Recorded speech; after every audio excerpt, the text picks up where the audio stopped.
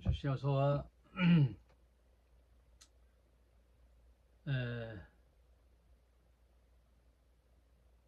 날씨가 후덥지근하죠.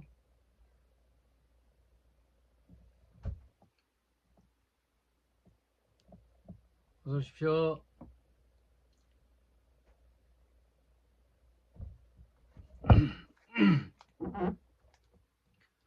오늘 마태복음 6장 9절 주님 가르쳐 주신 기도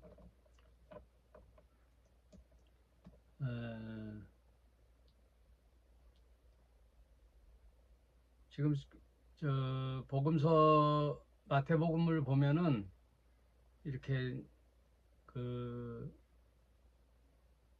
저자의 편집 의도가 있죠. 보면은 이제 예수께서 하시는 말씀이 저희들은 하고 이제 저쪽 얘기를 해요. 저희들은 이방인이죠. 또 유대 종교 지도자들 저희들은 이렇게 한다. 반면에 너희들은 이렇게 하라. 이렇게 서로 비교하면서 이해하기 쉽게 얘기하죠. 저희들은 이렇게 하나 너희들은 이렇게 하라. 또 율법의 모세는 이렇게 가르쳤으나 나는 너희에게 이렇게 가르친다. 이렇게 대조하는 거예요. 대조. 그래서 기도에 관해서도 유대 종교자들은 종교 지도자들은 바리새인, 서기관, 제사장 그룹들은 이렇게 기도한다라고 쭉 기도의 내용에 대해서 나오죠. 예. 쟤네들은 이렇게 하지만 너희들은 이렇게 하라. 저희들처럼 그렇게 하지 말고 너희들은 이렇게 하라. 이렇게 대조를 하는 거예요. 그래서 바리새인처럼 외식하지 말고 너희들은 골방에 가서 기도하라. 또 이방인처럼 중언부언 했던 말 또 하고 이렇게 주술하듯이 반복적인 것처럼 그렇게 하지 말고 너희들은 이렇게 하라. 은밀히 하라. 이렇게 비교하면서 이제 말씀해 주시는데 기도에 관해서도 사실은 이 복음서 공간복음의 주기도문 내용은 또 어디에 있냐면 누가복음 11장 1절에 있어요. 누가복음 11장 1절에. 그래서 예수님이 제자들이 있는데 너희들 이렇게 기도하라 하고 기도를 바로 가르쳐 주신 게 아니라 제자들이 부탁을 해요. 마태복음에는 그 내용이 없는데 누가복음을 보면 11장 1절 예수께서 한 곳에서 기도하시고 마치심에 제자 중 하나가 여짜오되 주여 요한이 자기 제자들에게 기도를 가르치는 것과 같이 우리에게도 가르쳐 주옵소서. 이렇게 부탁을 이제 기도를 가르쳐 달라고 하니까 2절에 예수께서 이르시되 너희는 기도할 때 이렇게 하라. 지금 마태복음에 있는 주기도문하고 누가복음에 있는 주기도문하고 좀 달라요. 그 내용이 누가복음판을 한번 읽어볼게요. 너희는 기도할 때 이렇게 하라. 아버지여 이름이 거룩히 여김을 받으시오며 나라가 임하옵시며 우리에게 날마다 일용할 양식을 주옵시고 우리가 우리에게 죄 지은 모든 사람에게 용서하오니 우리 죄도 사하여 주옵시고 우리를 시험에 들게 하지 마옵소서 하라. 이렇게 세 테마, 세 센텐스로 얘기하죠. 근데 마태복음은 거기에 살이 많이 붙죠. 살이 붙고 또 뒤에 보면 송영이 있죠. 송영.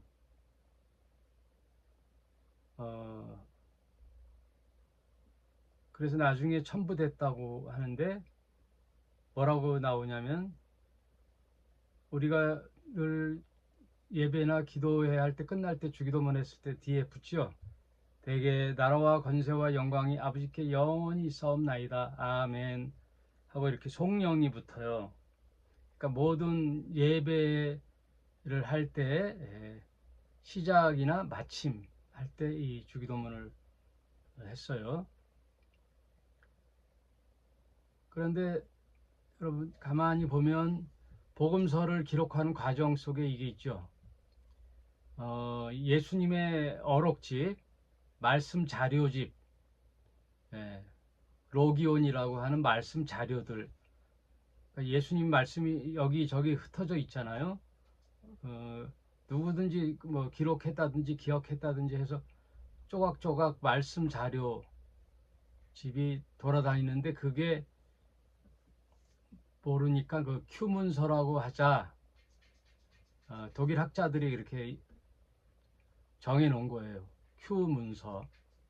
예수님의 말씀 자료를 그냥 가상으로 큐문서라고 하자. 그리고 복음서의 가장 최초의 저작이 마가복음으로 보지요. 이거는 모든 학자가 다 거의 동의하는 내용이거든요. 마가복음. 최초의 복음서. 마가복음이 있다면 마가복음은 어떻게 기록했을까? 여러분, 그러면 휴문서를 자료를 수집해가지고 그 정보를 모아서 자기 나름대로 이렇게 썼을 거 아니에요. 마가복음을. 그래서 마가복음이 제일 짧아요. 16장. 그럼 그 다음 그 기록자가 누가복음으로 보는데, 왜냐하면 장수도 적고 또 내용도 좀 추각적인 면이 있고 그래서 누가복음 저자가 자기가 누가복음을 쓸 때는 어떻게 뭘 자료를 참고할까요? 이미 있는 거 큐자료, 큐자료하고 또 마가복음이 먼저 나와 있으니까 마가복음 자료, 그리고 자기가 나름 수집했던 자료 해서 쓴 게 누가복음이죠. 그리고 마태복음은 그 후면은 마태복음은 종합적으로 하겠죠. 큐 자료, 마가복음 자료, 누가복음 자료, 그리고 마태 스스로의 또 수집했던 자료들을 종합해서 기록했기 때문에 좀 살이 붙어 있어요. 그럼 우리가 이해할 때 좀 생각해 볼 건 뭐죠? 공통으로 들어가는 거, 더 에키스, 살 붙인 거 빼고 그걸 보자는 거예요. 그래서 누가복음에는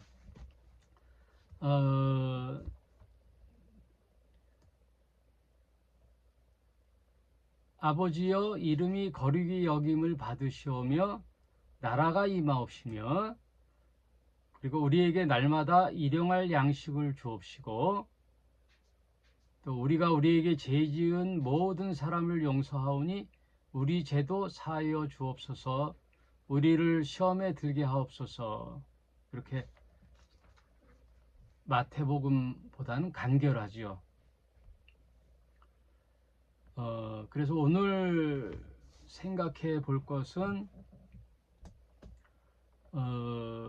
그러니까 예수님의 말씀 자료 어록도 저자에 따라 이렇게 살을 붙인 경우도 있다는 거예요. 살을 붙인 경우도.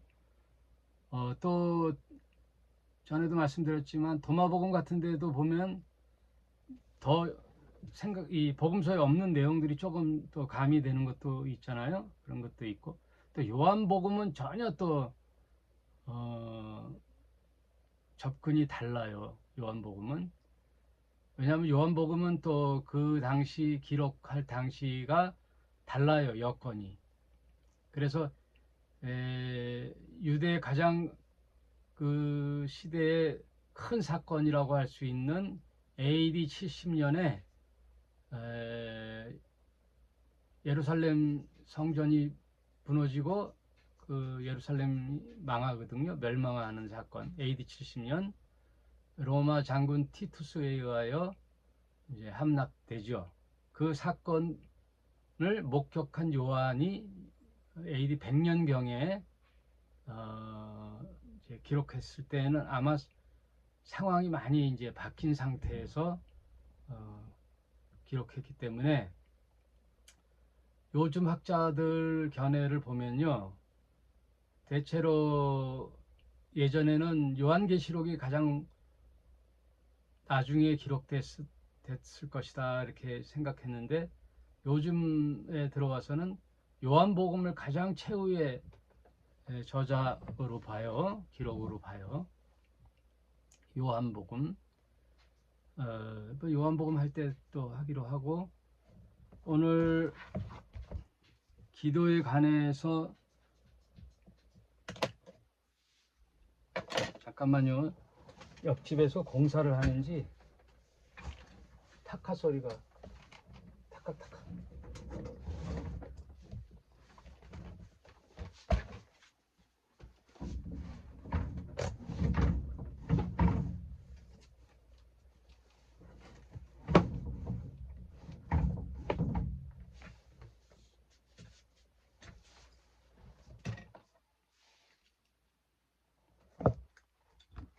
신경 쓰이네.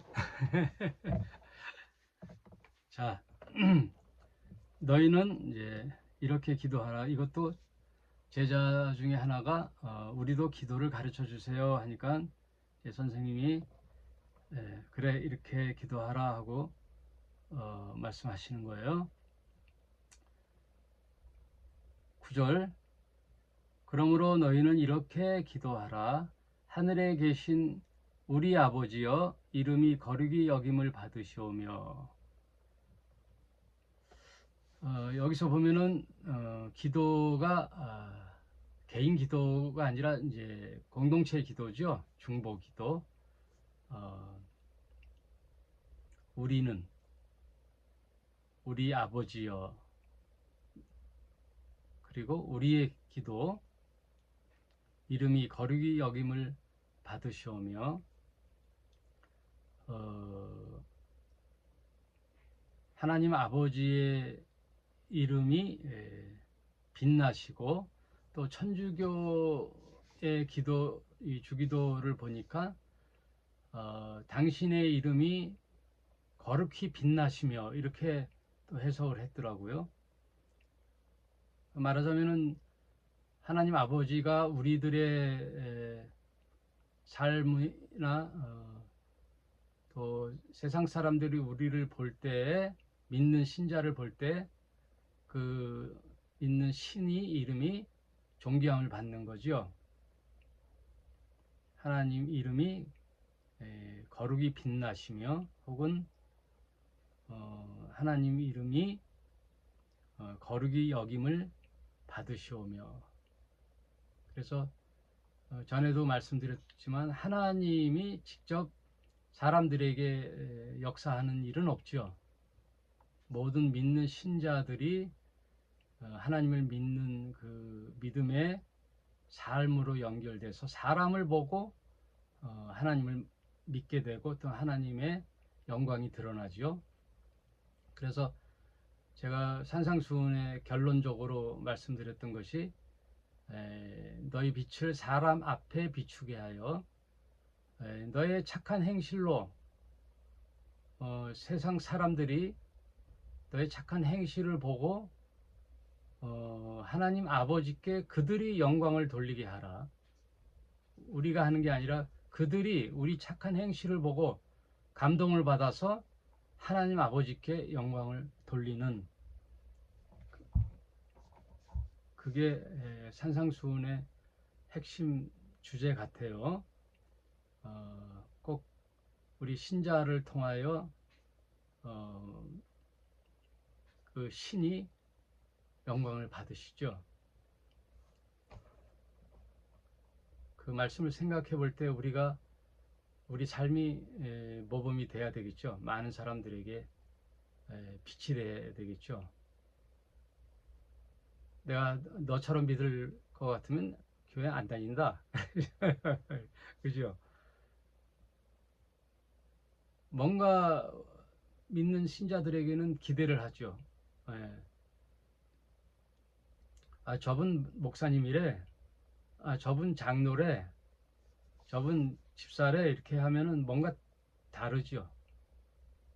다르게 여기겠죠. 신뢰하는 거죠. 약속을 하면 약속을 지키는 거죠.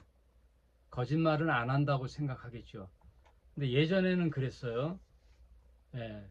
교회 다닌다고 하거나 장로라거나 집사라 그러면은 음, 믿어주지요. 신뢰가 가는데 요즘 와서는 많이 달라졌어요. 왜냐하면 그동안 많이 당했거든요. 그래서 내 주위에 예전에 교회 다니다가 안 다닌다 그러면 왜 그러냐 그러면은 다 교회 가서 상처받았다 그러고 사기를 당했는데 다 장로한테나 집사한테 다 심지어 목사한테 사기 당했다는 사람이 무지하게 많아요. 그러니 여러분 이어령 교수 알죠? 지금 돌아가셨지만 문화부 장관하고 시인 이어령 교수가 강연을 할 때 뭐라 하느냐면 그분은 학자니까 여러 책을 다 보는데 뭐 성경도 기본적으로 연구를 했죠. 그 사람은 기호학의 권위자예요. 기호학. 그래서 성경도 기호학으로 연구를 해서 풀었는데 그 성경 속에 있는 예수는 굉장히 좋죠. 그분도 예수는 참 좋다 그래요. 성경에서 말씀하신 그 예수. 그 예수는 좋은데 예수 믿는 사람은 싫다는 거예요. 예수는 좋으나 예수 믿는 사람은 싫다. 그거는 뭔가 개신교를 우회로 이렇게 지적하는 거죠. 어, 점잖게 하는 거죠. 요즘은 개독교라 그러잖아요. 기독교를 개독교라 그러죠.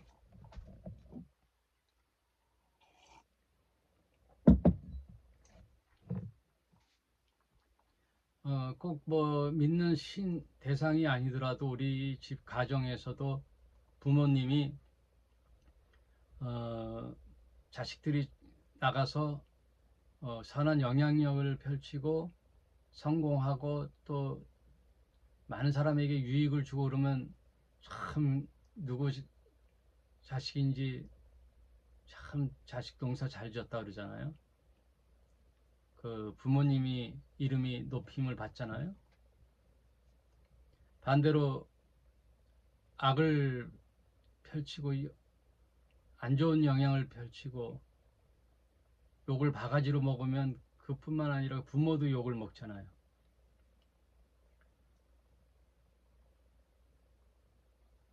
우리가 하나님 아버지께 하나님 이름이 존귀 여김을 받을 수 있도록 우리 믿는 신자들이 그런 삶을 살아야 되겠죠. 또 10절에 나라이 임하옵시며, 이 번역이 보통 주격을 쓸 때 나라가 해야 되잖아요. 나라가. 이를 붙였어요. 이런 것들이 다 오류예요. 나라이 임하옵시며 이상하잖아. 왜 그렇게 해요? 하나님 나라가예요. 이 땅에 임하는 게 아니라 이 땅이 임하는 게 아니라 하나님 나라가 임하는 거죠. 하나님 나라가 임하옵시며 뜻이 하늘에서 이룬 것 같이 땅에서도 이루어지이다. 요거는 누가복음에는 없는 거죠. 뜻이 하늘에서 이룬 것 같이 땅에서도 이루어지이다. 이것은 마태가 이제 첨부했다고 보는데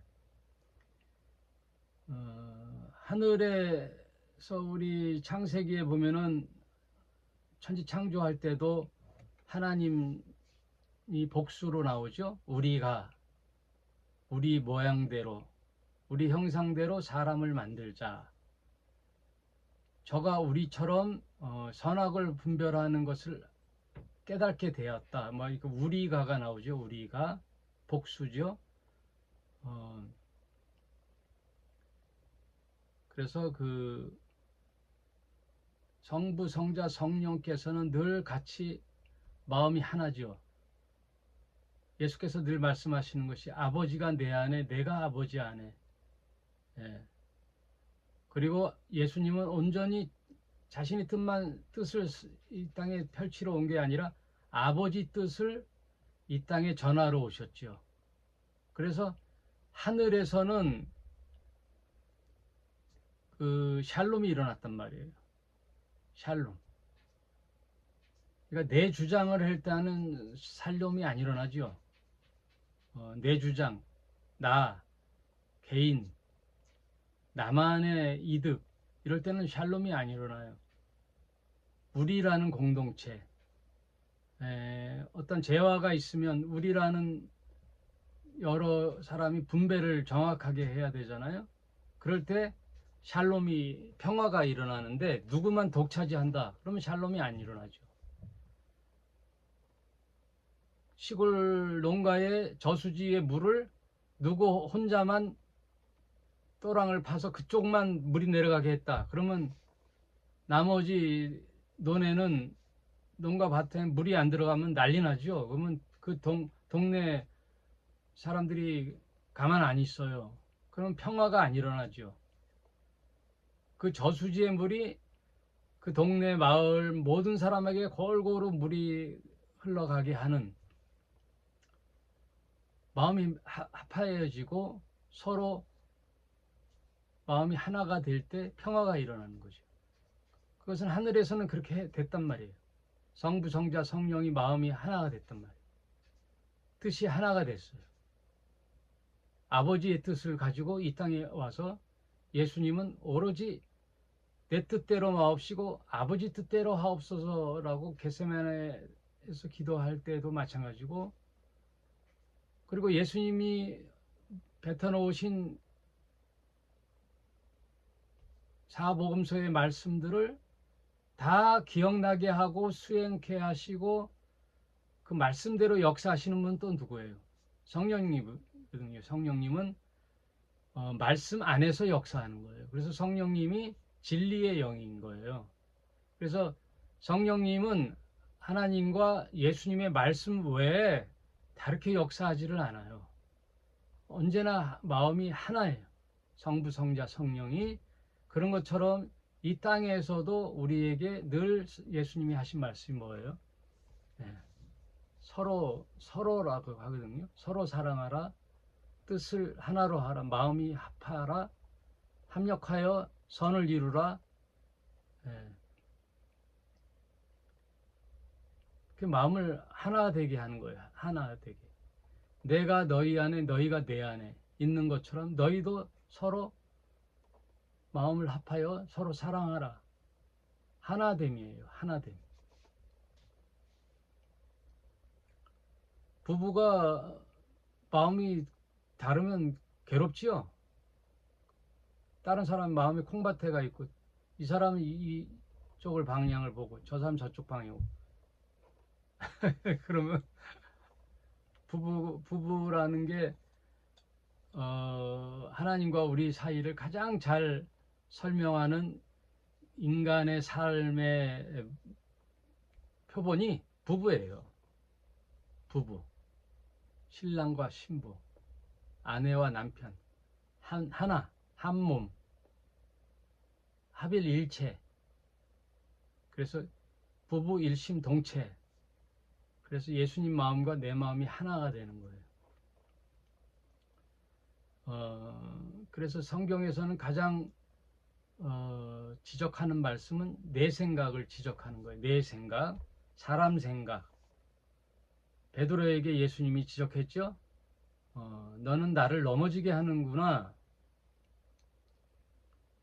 이 세상의 구원을 위하여 내가 십자가를 지러 이 땅에 왔는데, 가룟 유다도 그렇고 베드로도 그렇고 이 땅에 자신들이 생각하는 인간의 나라, 자기 민족이 가장 찬란했던 다윗의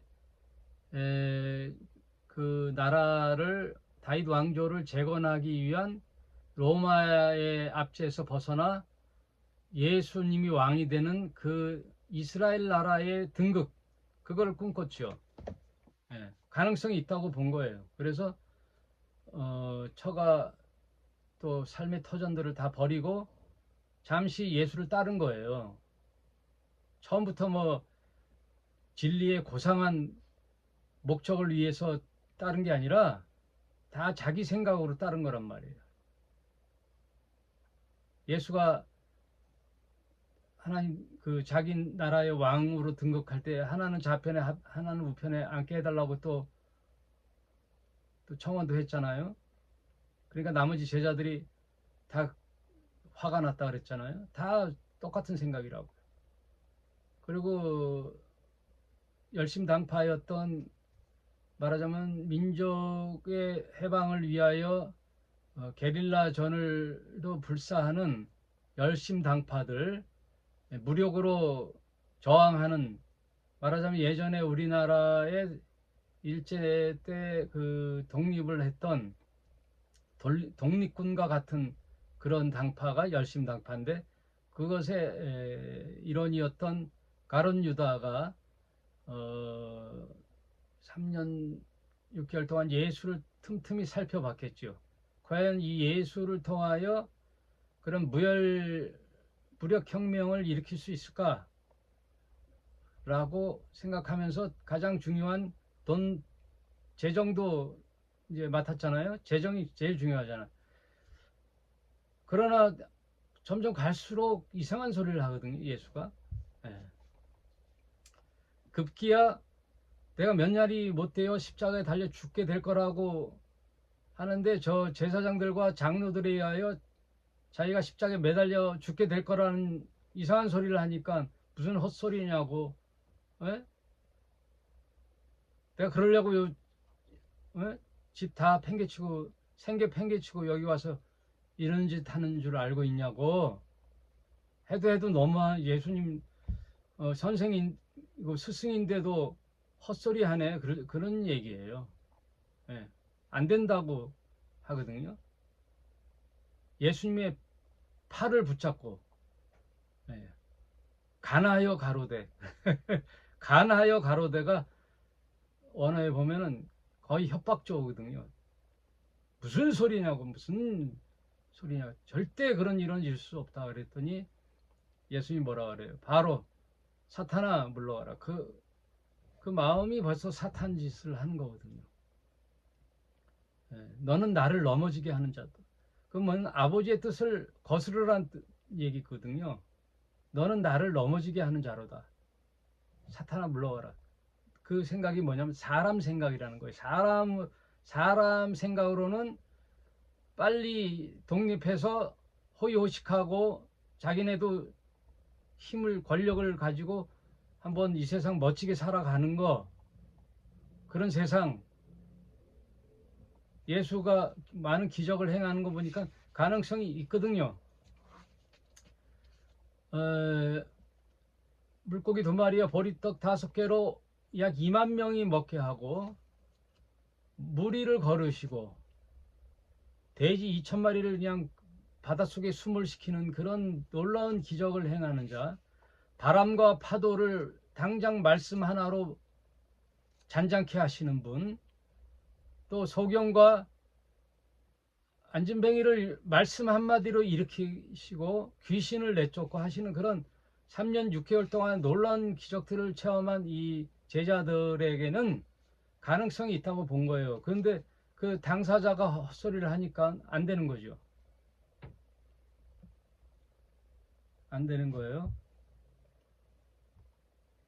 그래서 결정적으로 요한복음 6장에 보면은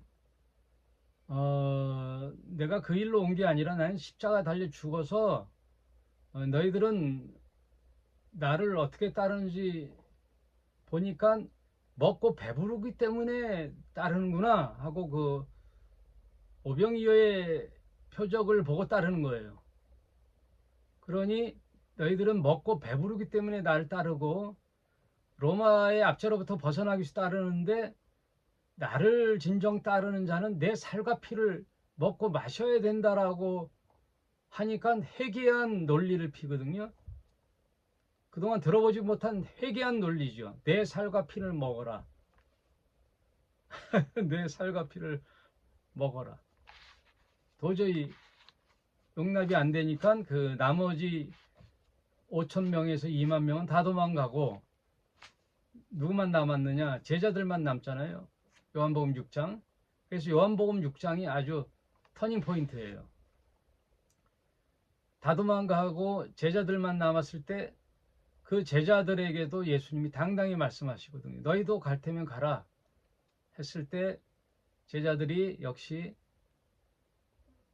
영생의 말씀이 여기 있사오니 우리가 네게로 가오리까. 또 정신이 바짝 들었나 봐요. 영생의 말씀이 여기 있사오니 우리가 네게로 가오리까 하고 이제 결정적으로 예수님이 이제 다락방 강화에 들어가요. 6월절이 다가오기 때문에 예수님이 마가의 다락방에 올라가 6월절의 행사를 준비하기 위해서 6월절 전날 퍼포먼스를 하지요. 네. 교육을 하는 거예요.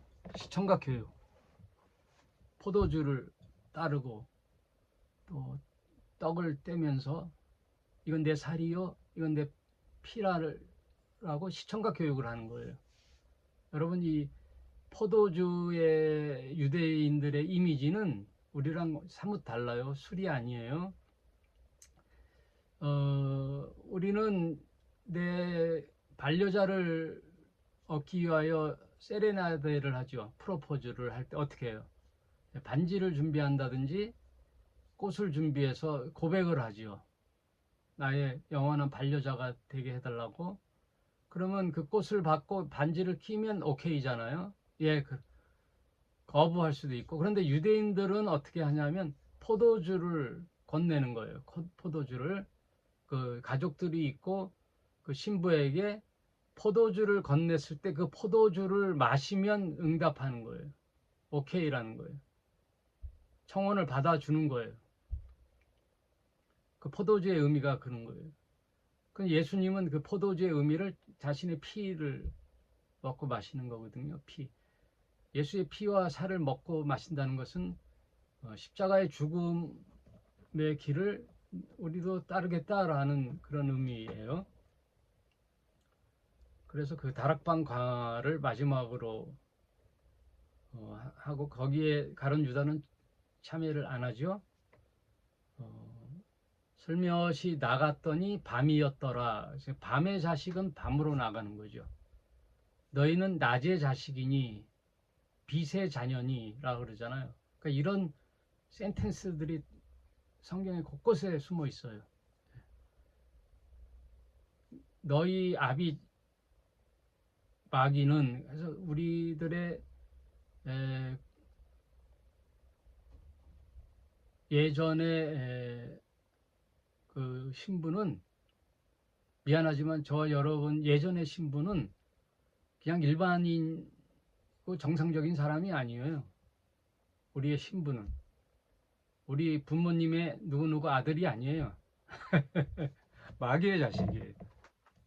네? 저와 여러분은 마귀의 자식이어서 맨날 마귀가 하는 짓을 했거든요. 뭐 했느냐? 거짓말을 하고 살았거든요. 맨순 거짓말만 하잖아요. 여러분 거짓말하고 살았죠. 예, 순간 나에게 엄청난 데미지가 올 것 같으면 잠깐 거짓말을 하거든요. 나의 일신의 위협이 오면은 거짓말을 하거든요. 거짓의 아비의 자식이었기 때문에. 그것은 곧 어두움의 흑암의 자식이었거든요. 그래서 너희 흑암에서 빛의 아들의 나라로 옮겼다고 골로새서에서는 얘기하거든요. 너희 흑암에서 너희를 건져내어 빛의 아들의 나라로 옮기셨다라고 골로새서에서는 설명해요. 그리고 어둠과 빛으로 이렇게 구분을 해서 말씀하셔요. 예수님 성경 센텐스가 그래요. 너희들은 양과 염소, 양과 염소. 그래, 가만 보면 예수님이 갈라치기의 원조예요. 갈라치기 원조. 너는 하늘의 소속, 저희들은 땅의 소속이에요. 아담, 땅의 소속, 아담의 소속. 아담은 흙이기 때문에 흙에서 난 자는 흙으로 돌아가리라. 어, 아벨의 제사, 카인의 제사 다 갈라치는 거예요. 갈라지는 거예요. 갈라지는 거예요. 애국과 광야로 갈라지는 거예요.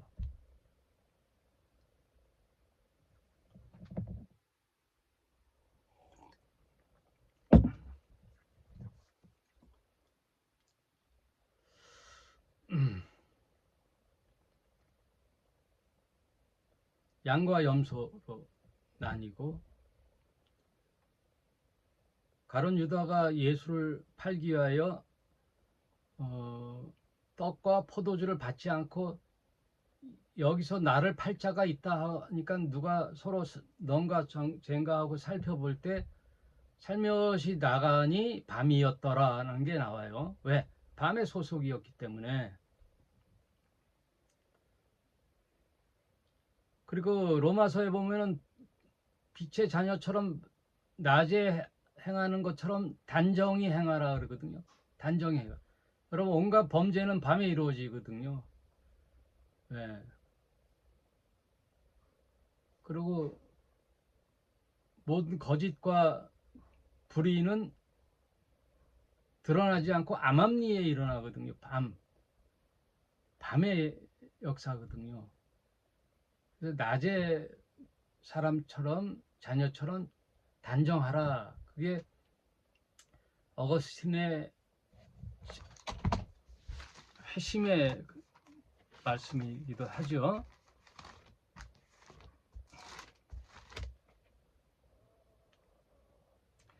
로마서 13장 13절에 낮에와 같이 단정히 행하고 방탕과 술 취하지 말며 음란과 호색하지 말며 쟁투와 시기하지 말며 오직 주 예수 그리스도로 옷을 입고 정욕을 위하여 육신의 일을 도모하지 말라. 밤이 깊고 낮이 가까웠으니 그러므로 우리가 어두움의 일을 벗어 빛의 갑옷을 입자. 이게 어거스틴의 회심의 구절, 이 구절을 읽고 마니교에서 어머니 그 모니카의 처절한 기도를 통하여 어거스틴이 회심하죠. 기도 이제 42분 지났네요. 더 좀 나가 볼게요.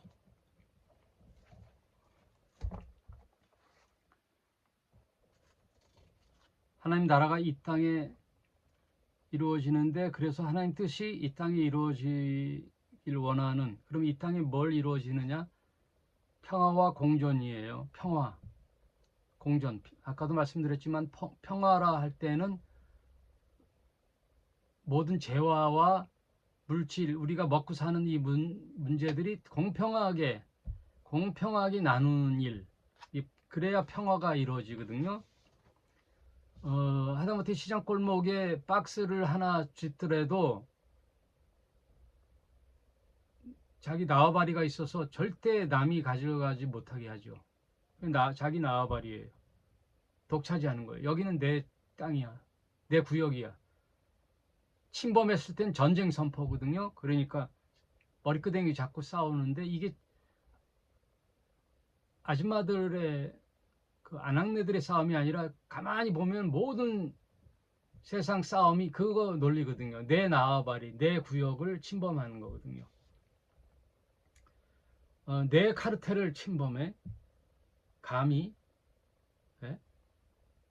법대, 서울대 법대, 또 사법,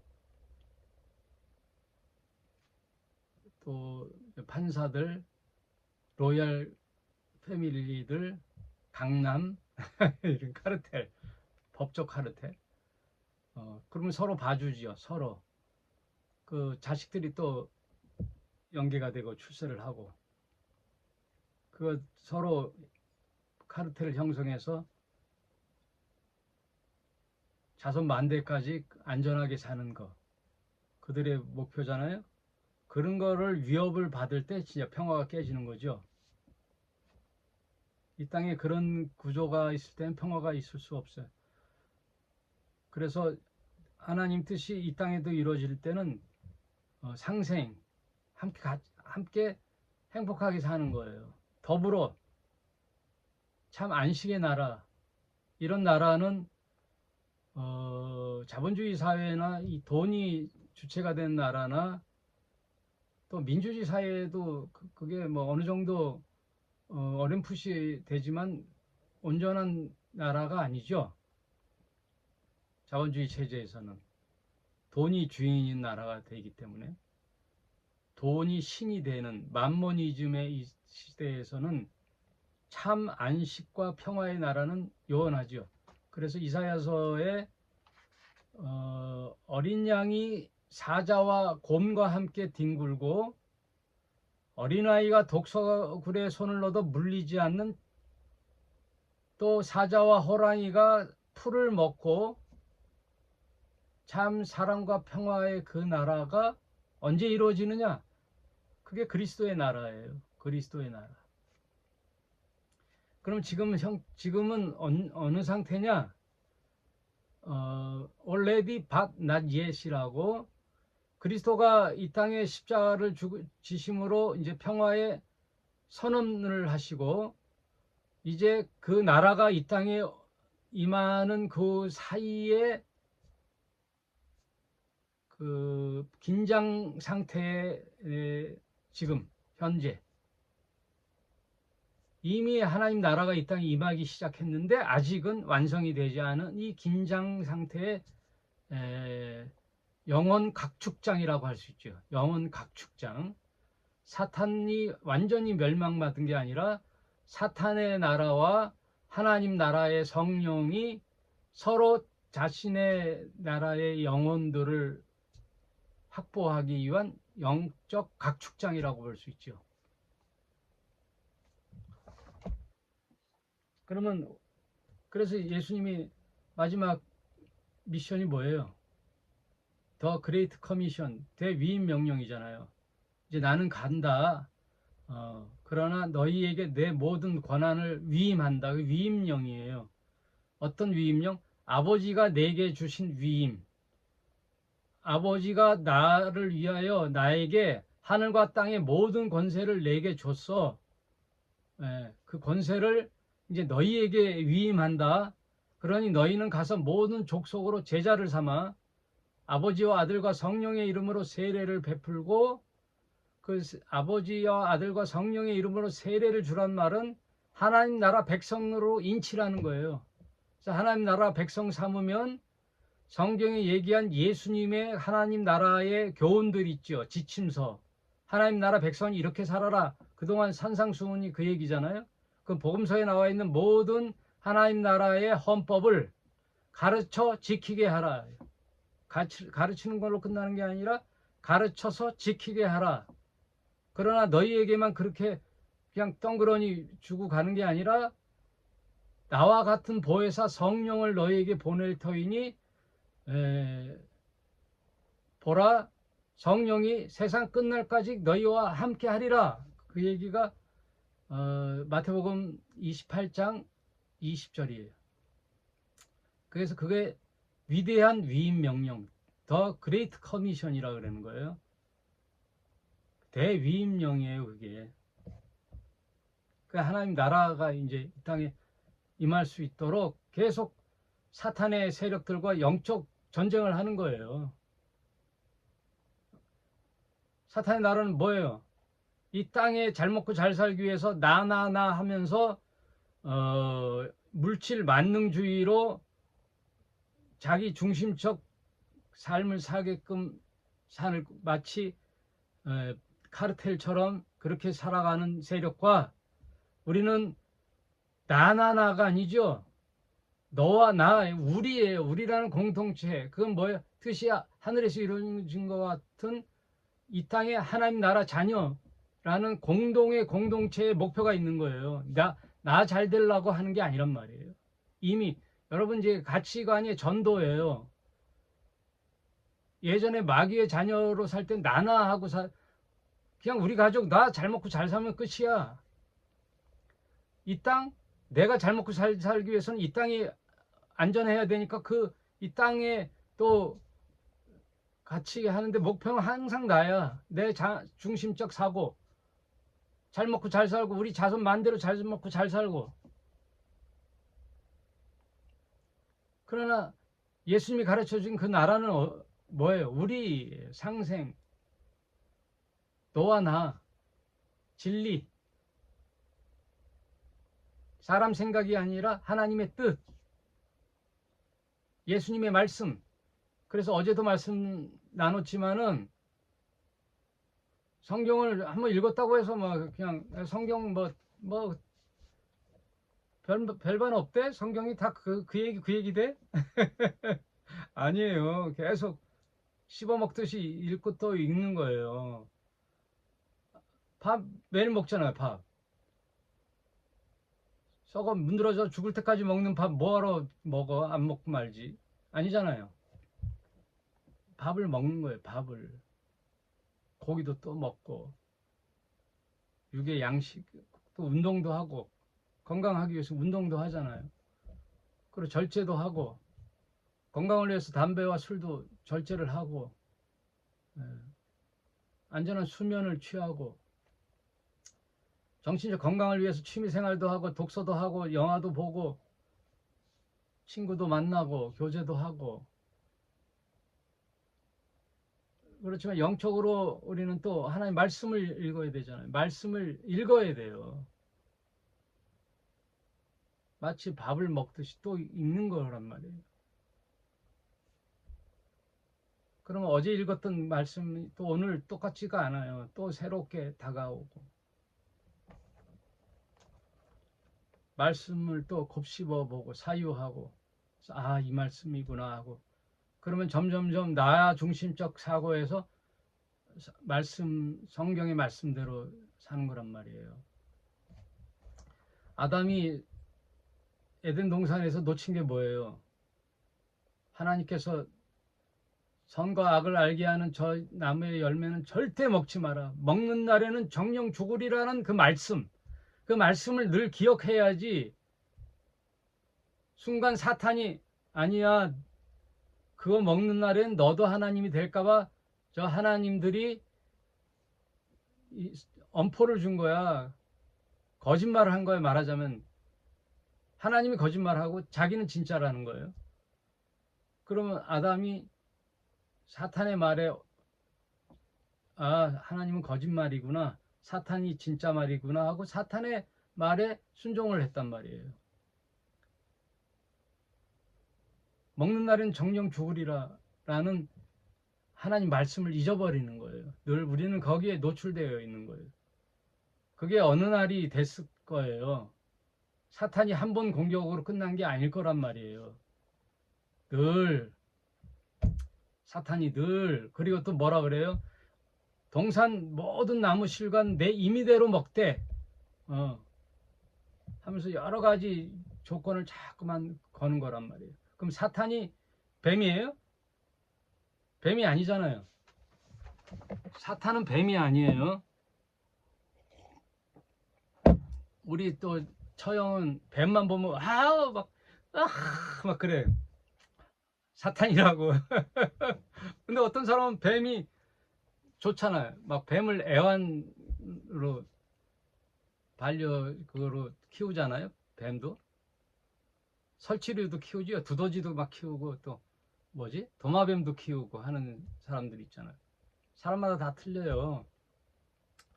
근데 벌거벗고 다녔던 에덴 동산이 아마 따뜻한, 어느 학자가 그랬는데 정글과 같은 그런 우거진, 사람이 가장 살기 좋은 인큐베이터 안처럼 습기가 있고 이런 계절의 따뜻한 완벽한 동산, 에덴 동산, 그래야 기쁨의 동산. 강줄기가 4개가 발원하여 사계절 실과들이 언제나 주렁주렁 매달려 있고, 그런 동산, 행복의 동산이 에덴 동산이죠. 거기에 모든 실과는 다 먹되, 에덴 동산 중앙에 있는 선과 악을 아는 나무와 생명과 나무가 2개가 있단 말이에요.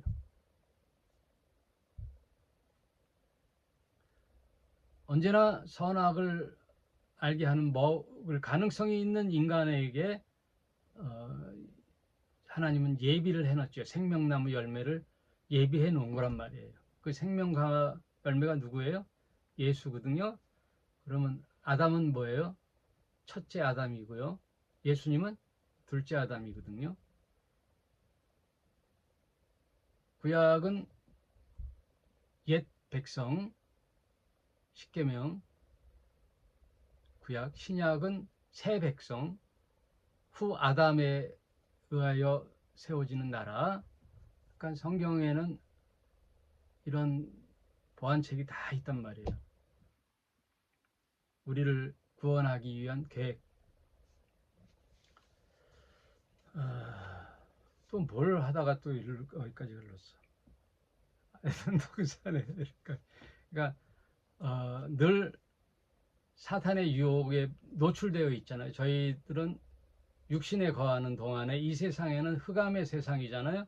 그러니 늘 사탄과 흑암의 세상에 노출되어 있는 저와 여러분은 그냥 넋놓고 있으면 당해요.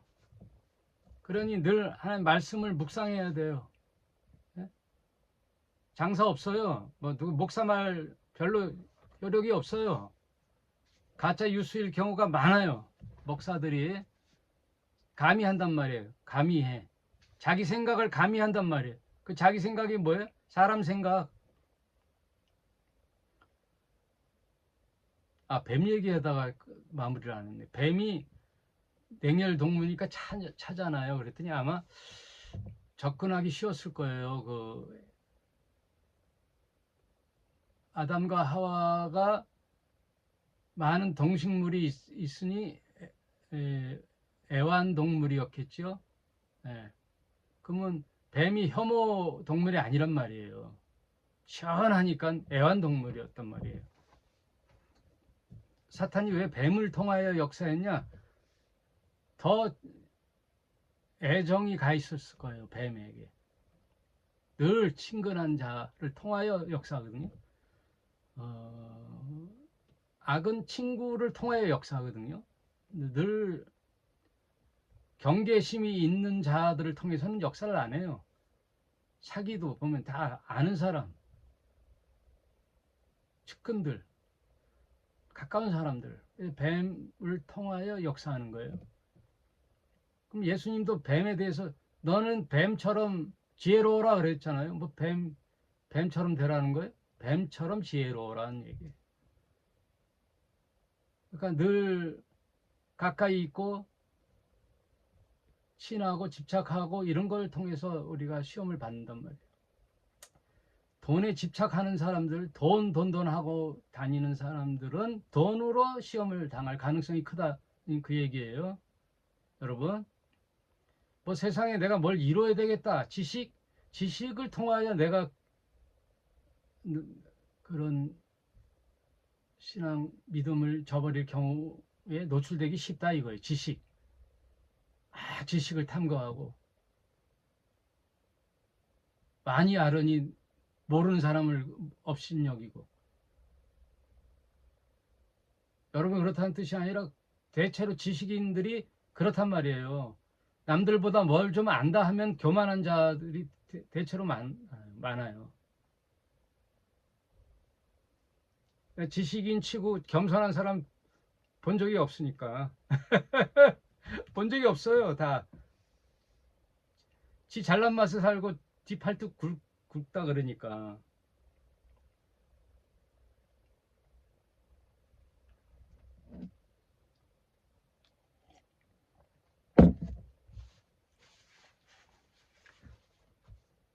결론적으로 하나님 말씀을 늘 가까이 하고 읽고 늘 깨어 있고 그 말씀을 묵상하고 자꾸만 나에게 체근을 해야 돼요. 왜 전신갑주를 입으라 그래요? 내가 안 되니까 그러는 거예요. 안 되니까. 예, 말씀의 검, 의의 흉배. 누가 화살을 쏴도 의의 흉배에 맞으면 내가 다치질 않잖아요. 방패, 믿음의 방패, 구원의 투구, 복음의 신, 진리의 허리띠, 말씀의 검, 이게 다 의미가 있는 거란 말이에요. 시간이 다 됐네. 일용할 양식을 금방 할게요. 일용할 양식은 그 하루에 필요한 양식이에요. 요번에 어떤 국회의원 보니까 재산이 70억이, 자녀가 재산이 7억이래. 근데 국무총리 후보자가 2억 몇천 가지고 시비 걸대요. 전 총리는요, 현금만 100억이라 그랬어요. 현금만 100억. 내가 잊어버리지도 않는 게, 이야, 무슨 뭐, 현금만 100억을 어떻게 갖고 있냐. 내가 하면 로맨스고 네가 하면 불륜이잖아, 지금. 내로남불. 그러니까 일용할 양식이라는 거는 내 하루에 필요한 양식은 뭘 뜻하냐면 먹고 사는 거 다 하나님께서 주시는 감사하는 것인데 남을 배려하라는 거예요. 성경은 다 보면 상생이에요. 나나나 하는 게 없어요. 무슨 놈의 개신교 이 대한민국 기독교가 보면 다 잘 먹고 잘 살고 머리 대일지언정 꼬리 대지 말고 들어가도 나가도 복 받고 잘 먹고 잘 살고 예? 높은 자리에 올라가고 성공하고 교회에도 막 부흥해갖고 수백 명 수천 명이 오고 다 성경하고 정반대만 가르쳐 왔으니 개독교지 개독교. 근데 일용할 양식이란 말은요 예전에 그 광야에서 만나에서 온 건데 만나는요 하루 먹을 양식이에요. 이틀 사흘 먹을 양식 구하잖아요. 그거 다 썩어요. 못 먹어서 썩어버린단 말이에요. 그러면 사흘 나흘 먹을 양식을 막 구하면 구하지 못한 이웃에 대한 배려가 없는 거예요. 내 일용할 양식만 갖는 거란 말이에요. 그 얘기는 그럼 오늘 하루 먹고 하루 벌고 살라 그런 뜻이 아니라 함께 같이 사는 거예요. 함께 같이 사는 거. 상생. 높은 산을 허물고 깊은 골짜기를 그 허물은 산의 땅 흙으로 메워서 평탄하게 하란 메시지가 그 뜻이에요. 다 성경이. 함께 같이 사는 세상, 더불어 같이 사는 세상, 억강부야. 부모 잘 만나고 어떻게 잘해서 부자가 된 사람은 세금을 좀 많이 내서 힘없고 나약하고 부모 잘못 만나든지 어떻게 환경이 안 돼서 공부를 못했다든지 하여튼 여러 이유시 있지만 그래도 함께 그래도 최소한의 먹고 사는 문제는 해결할 수 있는 억강부야. 이게 다 말씀이에요. 함께 사는 세상.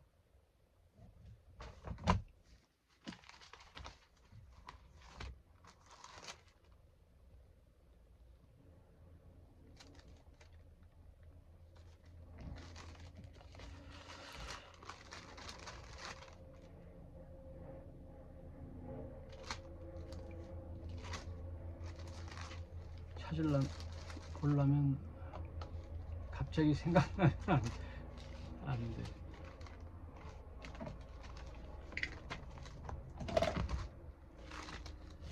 예수님이 내가 여기 왜 왔느냐?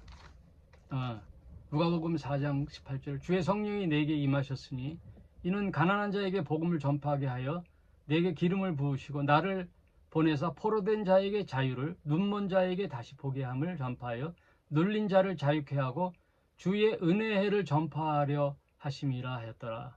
주의 은혜의 해, 주의 은혜는요 공평하잖아요. 누구에게나. 지금 태양은요 악인이나 선인에게나 누구에게 주는 거예요. 이 공평한 세상을 하나님의 뜻이 이 땅에 이루어질 때 우리 믿는 신자들은 그걸 위하여 기도한다는 거예요.